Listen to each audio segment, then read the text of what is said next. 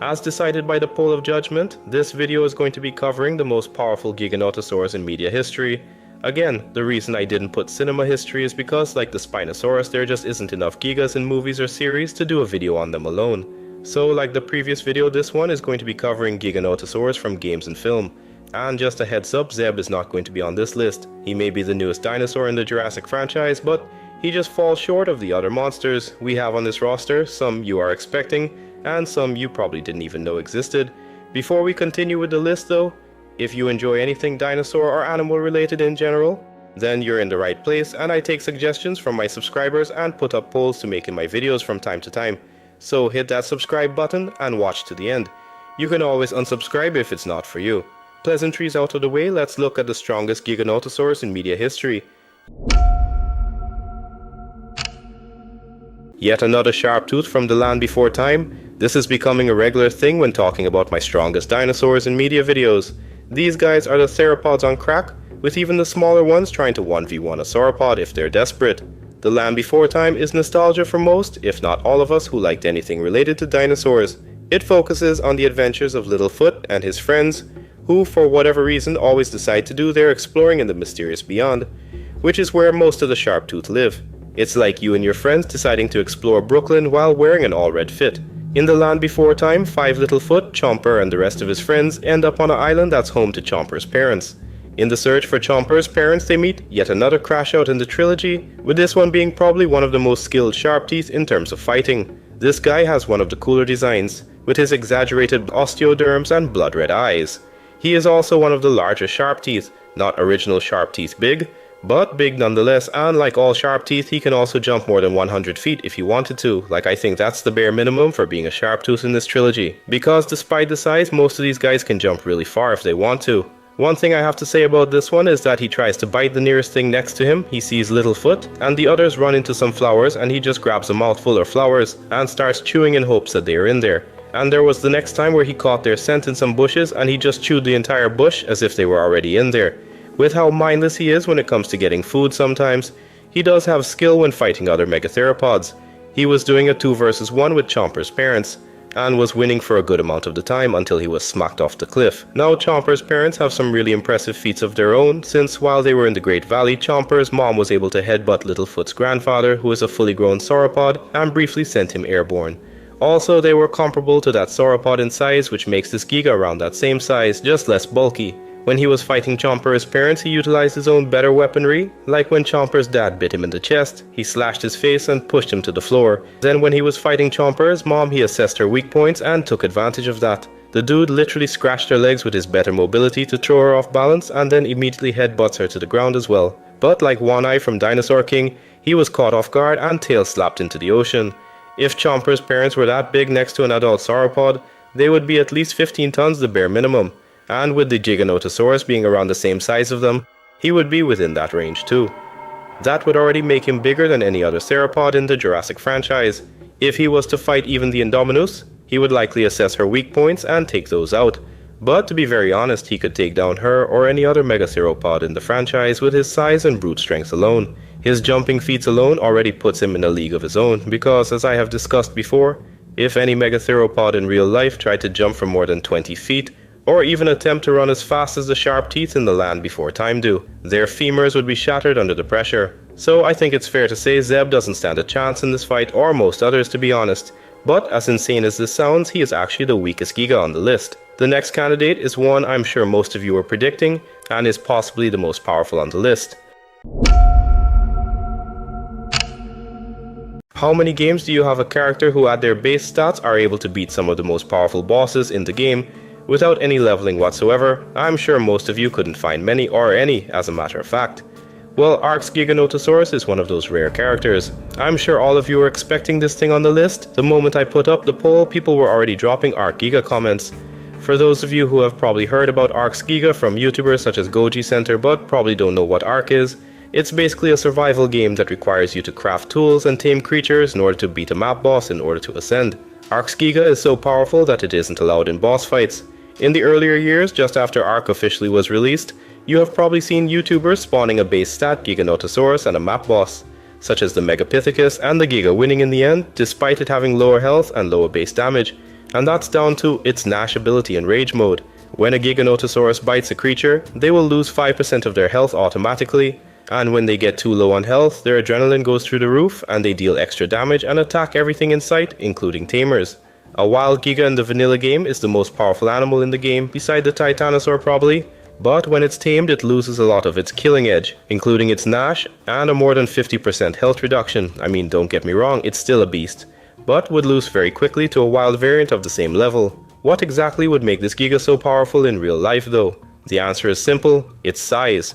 Using Goji Center's analysis, Ark's Giganotosaurus weighs more than 2 times the largest blue whales at 450 tons. At this size, he is Kong Skull Island kaiju sized, and besides Ramorak, may be one of the few creatures able to take down this juvenile Kong.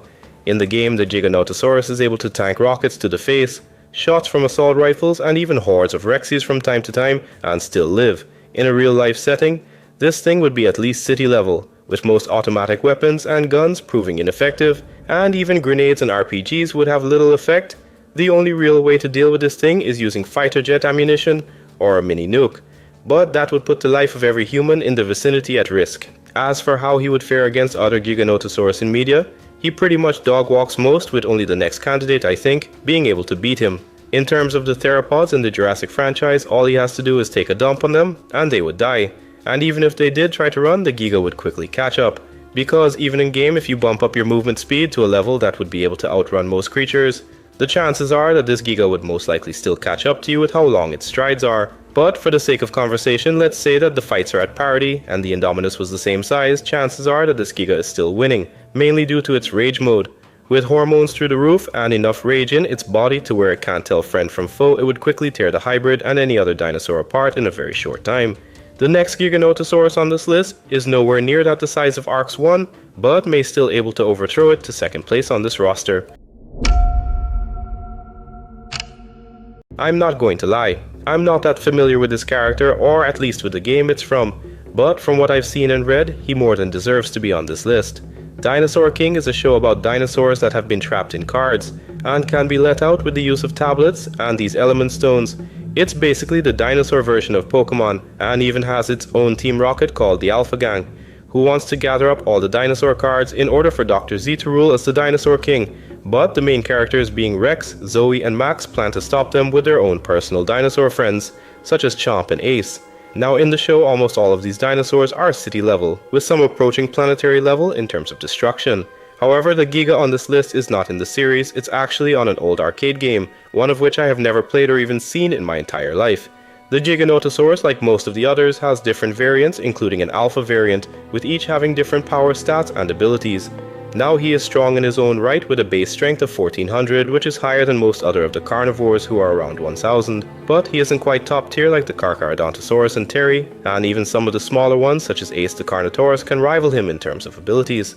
But even if he was the weakest dinosaur in the game, he would still be able to beat most of the Giganotosaurs in other games or series. Similarly to Terry, he has a fire attack that causes a massive health drain, and is able to do critical moves such as his pocket sand technique, which involves kicking dirt in the opponent's eyes, and then grabbing them by the neck and slamming them so hard onto the floor that it leaves a mini crater. He also has enough power to grab a sauropod by the neck and throw it hundreds of feet across the floor. I'm not going to lie, based on these feats alone, he would probably get put down by the Giganotosaurus from Ark. But most of the dinosaurs in the arcade game didn't show nearly as much power compared to the anime show version. Like, we know that things such as Terry could probably level a country in the anime, but from these little power moves in the arcade game, you probably wouldn't scale him nearly that high. So since the Giganotosaurus in the game showed pretty much similar power feats compared to the other fighters, hypothetically speaking, if he was in the show, he would be scaled much higher and would gain the power-ups we see in the anime that are absent in the game, and if we were to go off of that series, then he would almost certainly be able to beat Ark's Giga, but if we were to only use his game version, then it would probably be slightly even at best. You guys can let me know what the outcome would be, or if I am missing out on any special abilities from the game, because there was only so much I could find. This one was short, but next on the list are actually 2 game characters, and both are the wildest looking ones I've ever seen. The reason they are 2 different Gigas for this section is because I couldn't decide which is exactly stronger. The thing is that one of them is absolutely massive and has some crazy armor but little feats, and the other is a bit smaller but is able to take bazookas to the face and just shrug it off. The Dinosaur Crisis 2 and the Isle Hypo Giganotosaurus are both the wildest looking interpretations of this dinosaur I have ever seen. So we're gonna start off with the Hypo Giganotosaurus first. The Isle is basically the rage bait of dinosaur survival games. You get to pick your choice of dinosaur, but you always have to start off as a hatchling and survive all the way to adulthood.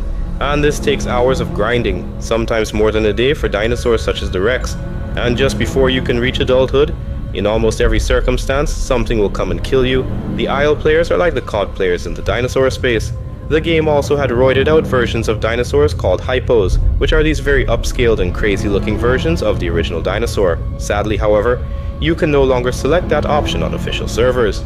But back in the day there was the Hypo Rex, Spinosaurus, Giga and Carnotaurus, with the Spinosaurus and Giganotosaurus being the most powerful.